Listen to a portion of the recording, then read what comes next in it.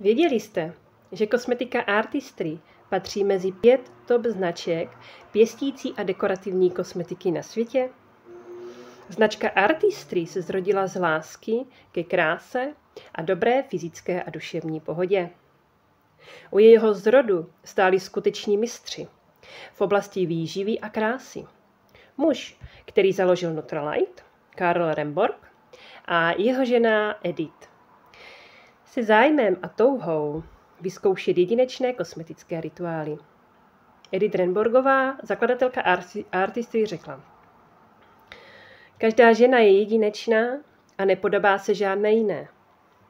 Je vlastním uměleckým dílem.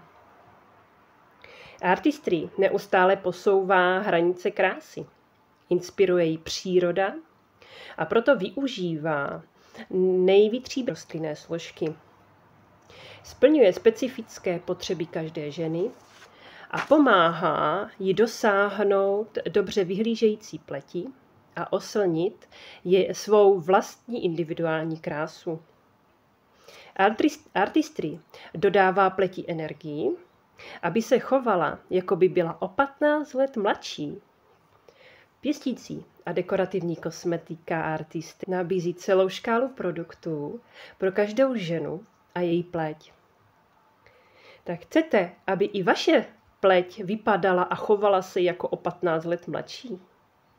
Chcete kvalitu spojenou vědy s přírodou? Tak mě neváhejte kontaktovat. Mějte se krásně.